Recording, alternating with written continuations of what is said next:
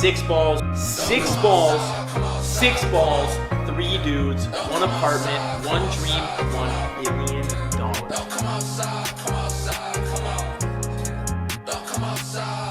I'm outside, ride with no roof.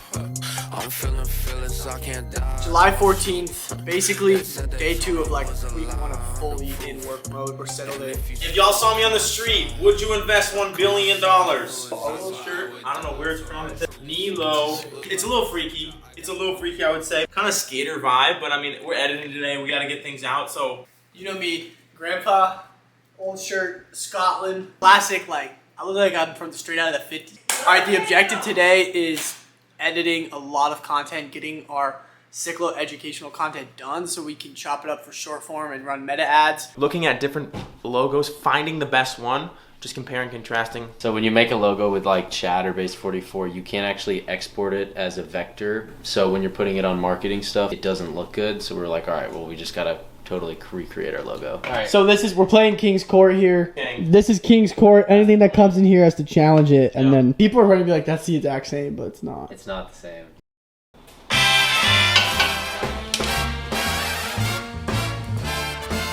Yo, Adam, what All are right. you chefing up, bro? We are chefing up Sunday gravy, baby. If you know, you know. Italian style. Look at that. I mean, family recipe written out by hand. What are you doing right now, though? I'm peeling garlic. Ideally, we make meatballs with this too, but we don't have any beef, so I'm just doing sauce. Blend it all up, throw it in, let it simmer for like 4+ hours. That's also, lets everything marinate. Also red wine, we don't have that. Simpler side of this recipe, but What do you like about cooking?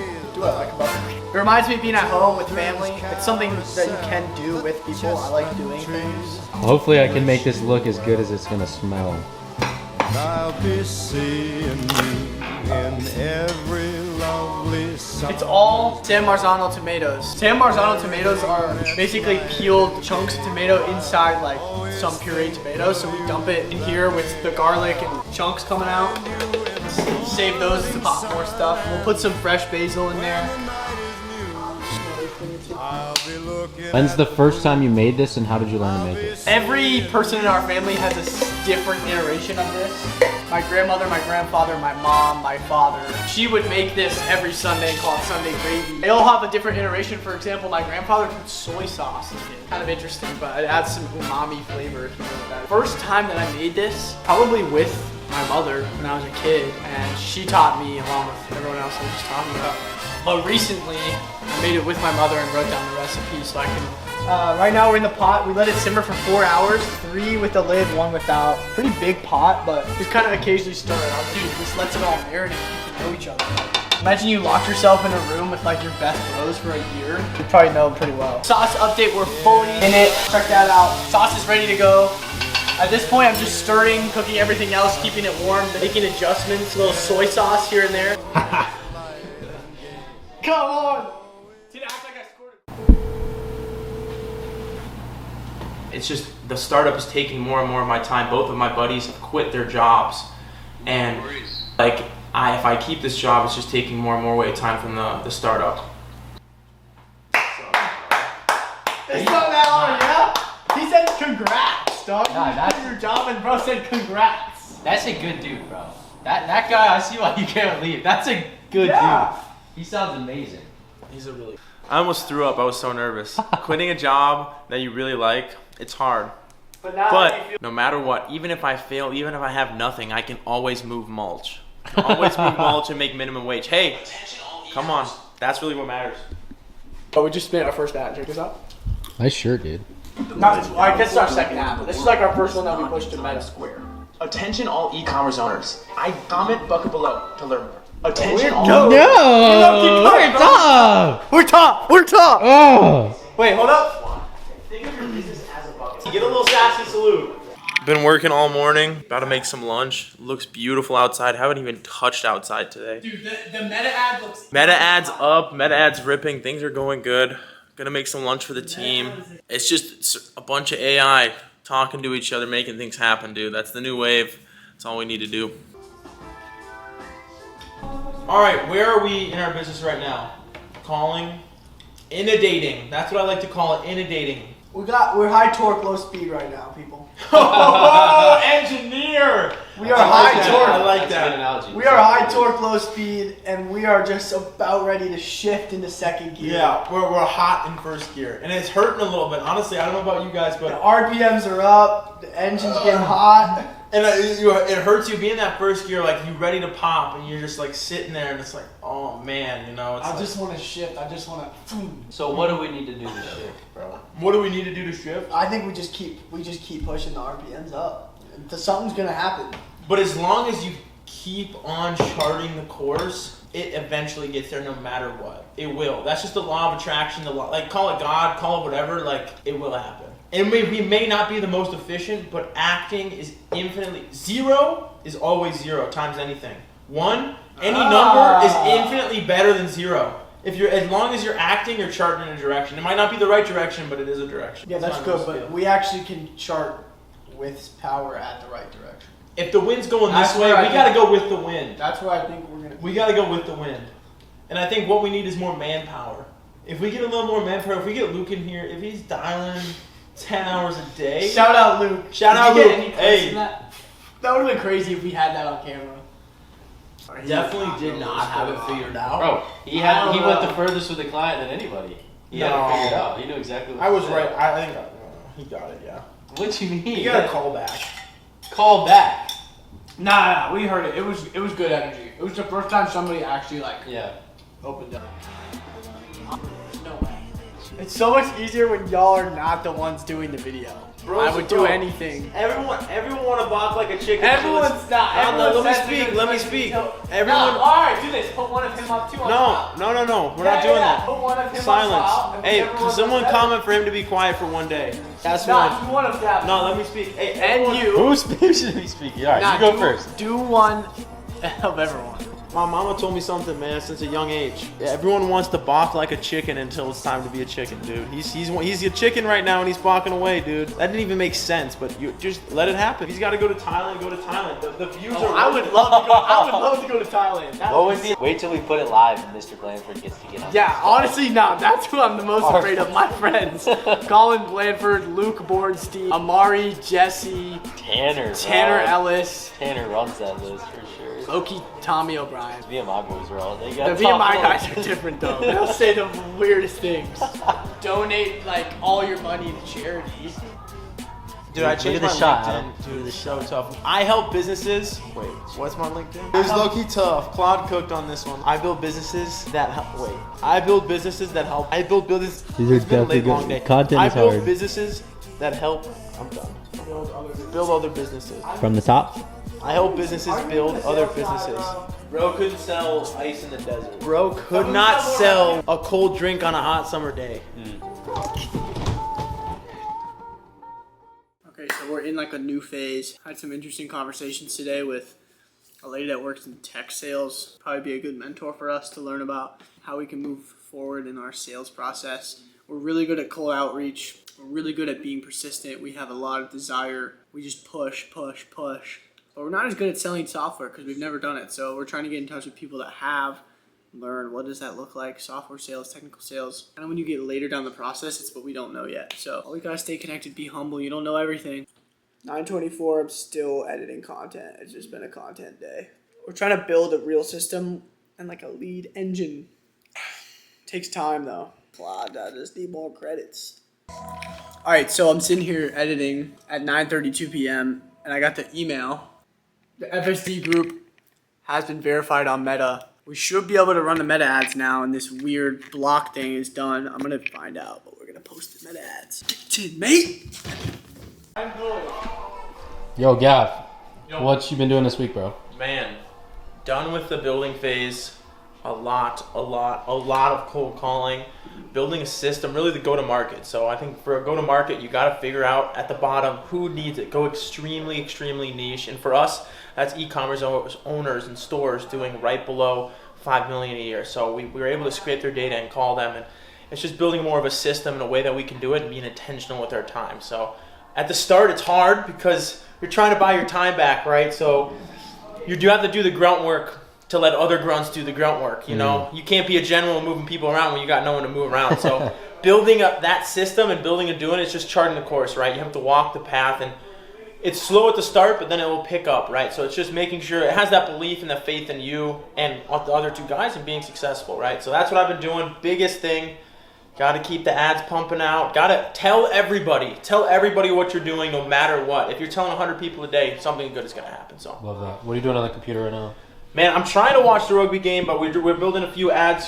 Shout out Claude. We're going to film another. This is a big editing day for us Saturday. We just went to a run club, so editing up a few scripts, and then we'll have each do one. So we filmed one yesterday. We're doing another one, so we can just kind of edit while we watch sports. Easy day, but very important to make sure we have ads and we're testing them constantly, right? We don't want to be when we're in the swing meeting with clients trying to film those ads. It just isn't worth it. So, okay, repeat the question in your answer. But what's the biggest difference between knocking doors and trying to sell tech? Man, the biggest difference between knocking doors and selling tech, it's a lot easier for them just to hang up. I mean, selling doors for me, it became easy at some point because you're talking to them, you know the game. It's just you don't know the game, right? So you don't know exactly what the do's and don'ts are.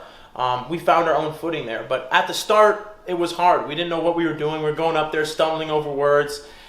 It's the inundation. You have to inundate them and call them so many times to get some movement. Even when they say no, you have to call them again. And I think that annoying part. And whenever you're selling, you feel bad because you're taking them away from what they want to do, right? And you're taking their time to hopefully give them value, right? But you always have that pit in your stomach until you really believe in our product, like what we're building. I mean, they need it, right? So as a salesman, if you know they need it, you're not taking their time away, you're adding value to them. That's something you got to keep in your mind. So, Love it. Appreciate it. yeah. Yo, what's the week been like for you, dude? Dude, exciting week. This is really the first week where we like straight up just pushed sales. So we're learning our pitch, we're getting better. We're being hunters this week for sure. What's like been the process? How do you get numbers? What are you saying? Yeah, so we've used a tool called Clay. Shout out Clay. Really interesting side note how they built their business. You should watch that on Science of Scaling. But we use Clay to generate a list of leads that we can go to market with. It's a specific software for go-to-market engineers. Candid. And what we do is we can scrape companies and find the right person with the exact tech stack that they're using that fits our niche that we're trying to market to, and then find their phone number. So right now we have a list of 351 phone numbers that we're just that we are cycling through dialing. So we'll do a batch of 50 people. We cycle through that 2 to 3 times per day. If they don't answer, then we just come back later. If they answer, obviously you just pitch them from there. What's your experience been like?